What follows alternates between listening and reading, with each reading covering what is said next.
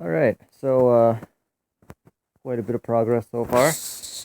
Like I mentioned in the other video, this intake tube here, which is sitting here, it would basically sit on like this. That slides over there, that goes over there. But if you'll notice, it looks like half this boot has basically been cut off. So I'll have to order a new one of those and get it fixed properly. But for what I'm going to do for now is put it on there and basically just wrap it in electrical tape just to kind of give it a seal so I can work on tuning in the carb and it'll be ready to go when the new one gets here. So that'll just be a temporary fix for now until the part gets here. Obviously, if you're going to be fixing stuff for people, don't do shit like that. And leave it like that.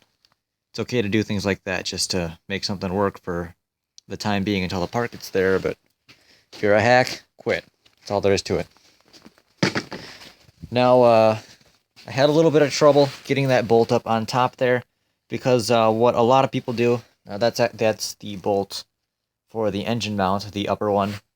What a lot of people do when they rebuild these is they actually put that bolt in while they put this head in, but I don't like to do that because then as you're torquing the head down, it actually slightly interferes with the torque specs and getting the gasket seated in there properly.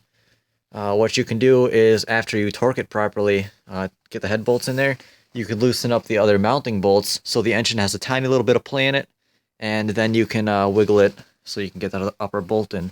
And that's just a better way to do it. That way you know the gasket's seated properly and you're not pushing against that bolt trying to seat the pieces of the engine together. So basically I'm gonna check the oil level, make sure there's enough in there. I'm still got the old plug in there, all the assembly lube and all that stuff. I'd like to have the old plug burn that off, and I'll run through that before I put a new plug in it. Nothing is really bolted down here. You can see that there's nothing too super secure here because what I have to do now is actually throw some gas in it, make sure that the fuel system is working, make sure that the pump is pumping. If there's any vacuum leaks or anything, now would be the time to find them and fix them rather than pulling it apart again.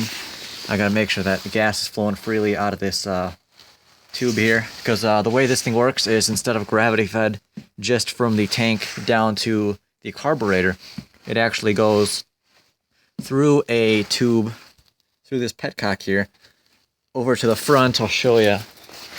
It's got a fuel pump right there, a vacuum activated fuel pump, and then from that it goes back to the tank here.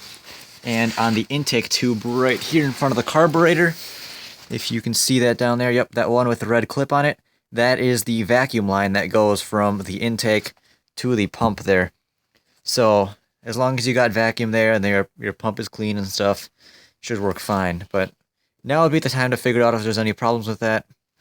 And now would be the time to figure out if I do need to take a look at this carb and take it apart and clean it and stuff, instead of putting everything all back together completely and having to tear apart later possibly. So gotta throw some gas in, fire it up, see what she does. Keep you guys updated.